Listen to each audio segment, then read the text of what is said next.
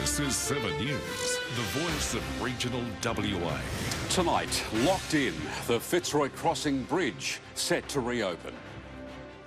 Saving the turtles, a Pilbara town's new fight against four-wheel drivers. WA's top trails, which hotspots made this year's cut. And I'll have all the latest weather details for your place coming up soon. 7 News begins now. Hello and welcome to 7 News. After being ravaged by floodwaters from ex-tropical cyclone Ellie earlier this year, the Fitzroy River Bridge is set to reopen next month. It comes 6 months ahead of schedule, reconnecting the West and East Kimberley once again. December 10, the date locked in to reopen a crucial link. Extreme flooding from ex-tropical cyclone Ellie left the Fitzroy River Bridge like this. The connection between the East and West Kimberley washed away. Since then, the rebuilding efforts have been extensive, with a hefty price tag of around $300 million. Locals from Fitzroy Crossing were upskilled to help fast-track the process. It's now running 6 months ahead of schedule. The new dual-lane bridge will be 100 metres longer, measuring 270 metres in total and twice as wide. The supporting pylons are double the depth, reaching around 40 metres into the riverbed. It's welcome news ahead of the wet season. The downpours typically swell the Fitzroy River. And after a tumultuous 10 months, it'll be open to all traffic. Amanda Sabatino, 7 News. A Bunbury massage therapist has been charged with a string of sex offences. 37-year-old Anthony Brain faced court today. It's understood 2 female clients were allegedly assaulted during their massage session during the last 2 months. He'll face court again next week. The town of Port Hedland is facing a new fight to save the turtles. It's currently nesting season, but an influx of tyre marks inside restricted beach areas is putting the species at risk. A familiar sight for this time of year, dozens of flatback turtles ready to lay their eggs in the warm sand across Port Hedland beaches. But this year, the vulnerable species are at serious risk as tyre tracks appear in prohibited areas. These are an endangered animal. They're part of our local ecosystem, and also they're a tourist drawcard to Port Hedland. We're not going to take this lightly. It is a serious matter for us. It's not the first time trespassers have been caught on the beaches during nesting season. Local council forced to erect signage and put bollards in place. Unfortunately, we're having instances where people are actually removing those bollards or pushing those rocks aside to gain access. So it's intentional damage to infrastructure to actually access those beaches, especially when we've got other areas where people can four-wheel drive. The turtles face a string of threats from natural predators to human interference. Only 1 in 1,000 turtles hatchlings survive to adulthood. And as the weather warms up, visitors are being warned. The advice we have when you see a turtle on the beach is no lights whatsoever. If you see them, stop, drop, act like a rock. Allow them to pass you, and then stay down below the high tide line and below the dunes. Urging drivers to stick to designated areas. Please don't do it. It's extremely disappointing. As I said, we've got areas up here which are dedicated for four-wheel drive use, where you can test out your four-wheel drive skills in a safe environment that's not going to cause damage to, again, the turtle nesting areas. Pip Waller, 7 News. In a horrific case of animal cruelty, the RSPCA now needs your help after 2 cats were found covered in burns in Corrigan. We've carefully edited these pictures. 18-month-old Puff was handed in on Monday with extensive burns across her back and sides. Inspectors believe the injuries were caused by boiling water or oil. She's since been reunited with her owner. It comes after another incident where a black cat was also found with burns in September. The animal welfare group is now concerned cat cruelty is on the rise in WA. It's something many of us may not have heard about, but precision seeding is an emerging industry. Now, a new grant could help WA researchers get a head start when it comes to restoring our ecology. When it comes to planting native seeds, chances are many won't germinate. Right now, probably less than 5% of seed put into ground return established plans. Researchers say WA's system of collection, storage and seeding isn't up to scratch. You don't know if they're dead or alive more often than not. And sometimes they're not stored in the proper condition. They just keep them in a shed with no controlled humidity. We need to be better in the way we collect seed, we treat seed, we test the seed and we use seeds. A $1.8 million Lottery West grant will help Curtin University's Native Seed Technology and Innovation Hub do just that. Something that we try to do is to work within the industry and make sure that the quality testing and quality standard becomes like a standard feature. So whenever you buy seeds, you know how much of those seeds is viable and capable of germinating. From X-rays to cleaning to embedding seeds into a coloured coating. The process results in more viable seeds that take up less space, shaped to a standard size. That means that with normal equipment that every farmer has, you can go and cover hundreds of hectares very quickly when the timing is right, and make sure that you maximise the use of those seeds. The funding will also see the university develop a series of practical seed collection and testing courses for Indigenous ranger groups. Jenny Shon, 7 News. In a bid to become more sustainable, a new solar and battery hub has been switched on in our northern goldfields. The collaboration between mining giant BHP and Canadian company Transalta will help to slash emissions. Powering up our goldfields with the power of the sun. 70,000 solar panels across 90 hectares. It's really top of mind for what we're doing ourselves in all aspects of the operations that we have. The latest solar and battery power storage facility by BHP and TransUltra features a colossal off-grid mining system, making a major milestone towards sustainability. It's meeting the customer's need for clean, reliable, low-cost power. So we have a first one for TransAlta, a hybrid solution where we're able to meld solar with storage. It's expected to replace both diesel and gas power, shifting towards lower carbon practices. The first of its kind when it comes to renewable power in remote WA. In a collaborative way to come up with a solution that meets their own decarbonisation requirements, their own obligations around ESG. Maya Grieve, 7 News. It's National Skin Cancer Action Week and the Cancer Council is urging us to do more to protect our skin. Australia has the highest rate of skin cancer in the world, but there are plenty of ways to minimise your risk. Slip, slop, slap, shake and slide. It's a tale as old as time with an enduring message. Have fun outside, but don't get fried. A timely reminder that as temperatures rise, so too does the risk of the invisible killer. Every time we're getting sunburnt, that's, more and more damage that's being done to our skin, and it's putting us at a higher risk of developing a skin cancer or a melanoma. With the community urged to protect themselves and their kids this summer. Our children rely on us. We determine their skin cancer risks. We protect them. By the time children are 9 to 11 years old, 29% already have UV damage. By the age of 12 to 15, it increases to 81%. Children get the actual damage, but in adulthood is when you get the disease. Melanoma is the leading cause of cancer for 20 to 39-year-olds, and for those in that age bracket, the message is clear. Get checked and stay sun-safe. Emily Francis, 7 News. Many of us choose to take up an outdoor adventure, and now WA's top trails have been revealed. The online list launched by Trails WA gives explorers insider tips and tricks, and there's something for everyone. From the beaten track to the road less travelled, the Top Trails list aims to offer something for everyone, putting our breathtaking landscapes in the spotlight. Look, it's very much about highlighting and inspiring people to get out and about and experience trails that they might not know about. This year, mountain biking and hiking trail categories have been added to the list, as well Aboriginal culture and wheelchair accessible adventures.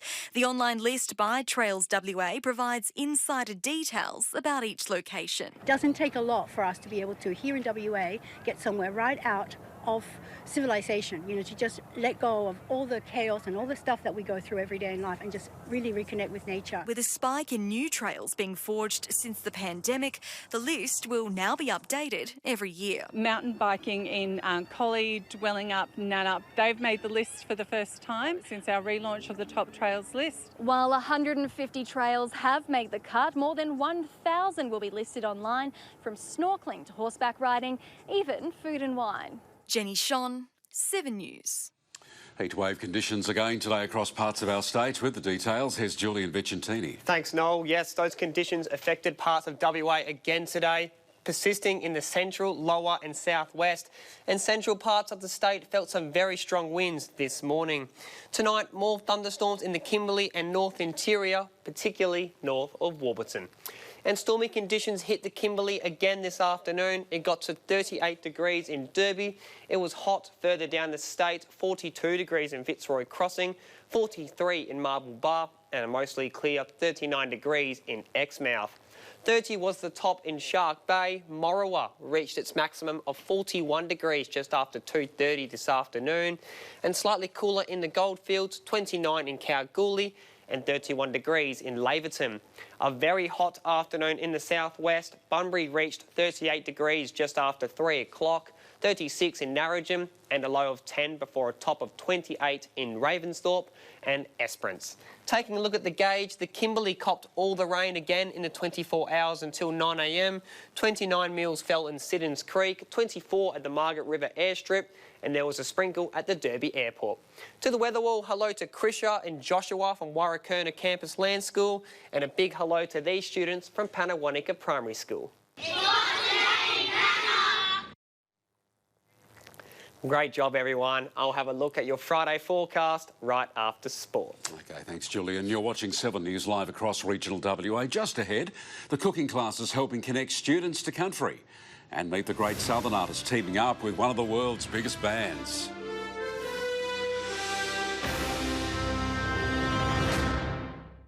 Visitor numbers to national parks across the Midwest have bounced back, hitting record levels.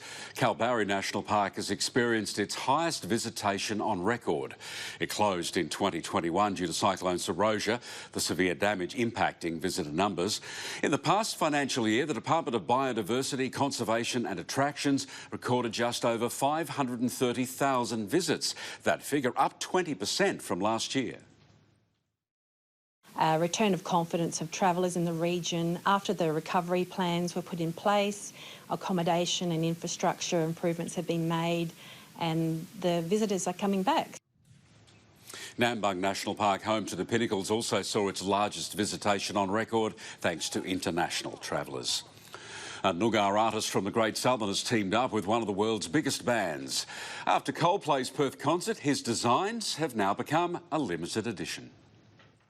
It was a sky full of stars created by one of the world's biggest bands. 3, 2, 1. Perth's Coldplay concert is well and truly over, but for many West Aussies, the memories will last a lifetime, especially for Noongar artist Peter Farmer from our Great Southern. His artwork etched in history.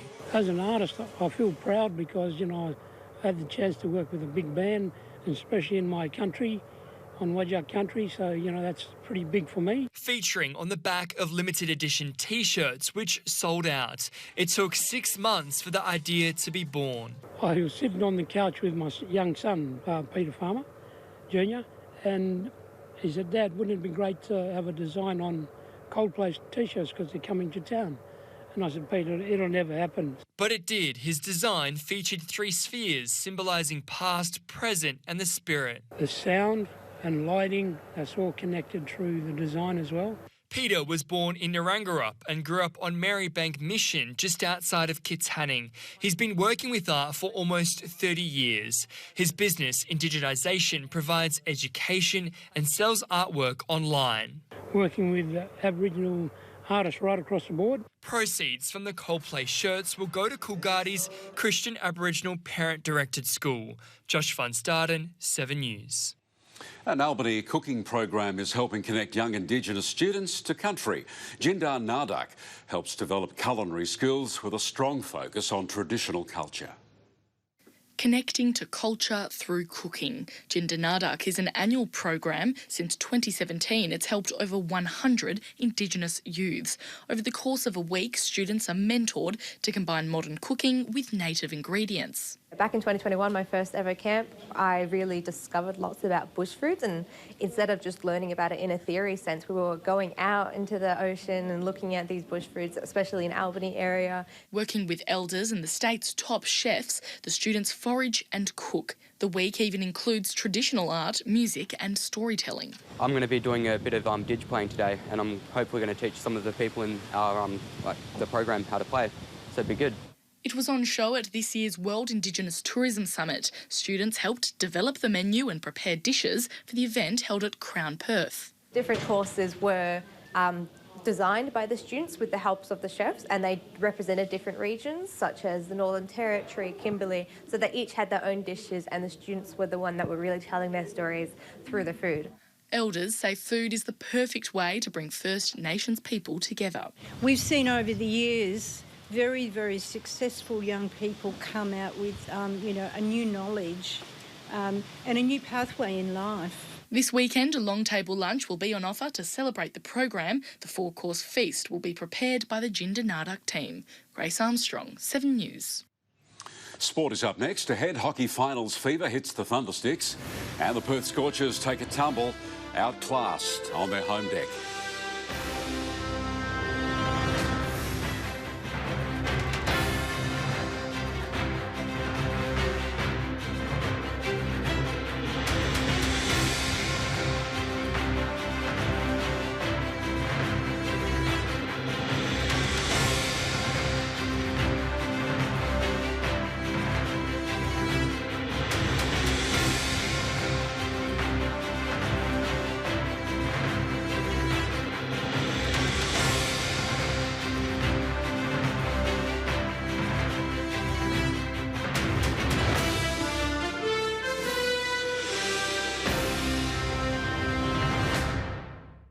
The Perth Scorchers' chances of finishing on top of the WBBL ladder have taken a tumble.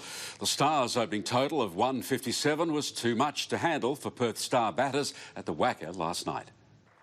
Top spot was up for grabs, but the Scorchers were outclassed on their home deck. And this has gone straight up off the blade of Dark and taken. Sophie Day with the catch. The Scorchers fans are stunned. 3 early wickets left Perth with a mountain to climb in their run chase last night. Skipper Sophie Devine was gone for a duck, and the competition's leading run scorer was out in single digits. Mooney using her feet, going up-ish, and taken by Capsey. So Beth Mooney now departs. It was a night to forget for Bunbury's Chloe Paparo too. A swing and a miss had the home side 5 wickets down at the halfway point. Hit in front, Paparo is gone. And the Scorchers, they are crumbling here, 5 wickets down now. The Scorchers fell 33 runs shy of victory and been dealt a massive blow on the eve of finals. They sit second on the ladder behind the Adelaide Strikers, which they now need to defeat tomorrow if they want any chance of progressing straight to this year's final. Julian Vicentini, 7 News. The Wildcats coach says the team's current break from matches will be beneficial despite the team's ongoing run of form. NBL players are currently in the middle of an almost 2-week break. Perth won't play their next match until next Friday, where they'll look to make it 6 wins in a row. Coach John Riley says the time off is a great chance to refuel the tank for Derby's Keanu Pinder and his fellow starting 5. I think it's a great opportunity for us to get better. Some guys who play heavy minutes, it's an opportunity for them to freshen up. Getting guys good rest throughout this period is going to be crucial because, you know, every game is really important right now as we keep climbing the ladder. The Wildcats will turn up the intensity, though, just in time to host the reigning champions on December 1st. The captain of the Perth Thundersticks is back as the women's hockey team prepare for finals in the nation's capital. Perth have named a 17-player squad and will travel to Canberra, headlined by the return of skipper Rachel Frusher. Condinen's Pippa Morgan, Tambalup's Penny Squibb and Harvey product Georgina Dowd will make the trip for the do-or-die clash. Collie's Bella Ramshaw has been dropped. Hockey One final start on Saturday morning with Perth taking on the Brisbane Blaze for a spot in the decider. Julian's back next with the rest of the forecast, and then in 7 News at 6. Perth bushfires wreak havoc as temperatures soar, homes lost, suburbs under threat, locals fighting the flames however they can. Welcome back. Before we get to tomorrow's forecast, hello to Joan and Brian Rule from Dongara, who are celebrating their diamond anniversary today. Congratulations on 60 years of marriage. And also to Shirley and Ian Moody from Collie, also celebrating their 60th wedding anniversary today. We hope you all enjoyed the celebrations. Taking a look at tomorrow's synoptic chart, and it's looking much the same as it did today. Possible afternoon and evening showers in the Kimberley and North Interior, and that heat wave in the central, lower and southwest will continue to bring very hot temperatures. Similar conditions on Saturday. A trough near the west coast and a ridge south of the state will continue to dominate this current weather pattern until the end of the week. On Sunday, there's a chance of light showers along the south coast east of Esperance, mostly during the morning. And those sprinkles will transition east on Monday. Expect a possible drizzle along the south coast of Israelite Bay. Storms again tomorrow in Columbaroo, Wyndham and Kununurra. Similar in Fitzroy Crossing, 39 the top, 37 in Karratha, and a mostly sunny 39 degrees in Newman. Hot in the Gascoyne Junction, mostly sunny in Denham, 38 degrees in Meekatharra, partly cloudy in Kalbarri and Geraldton, and another 40-degree day in Morawa. 37 in Collie, hot, sunny, top of 32 in Margaret River, 24 and windy in Albany, 37 degrees in Manjimup and Wagen, and mostly sunny in the Wheat Belt, 37 in Corrigan and Southern Cross.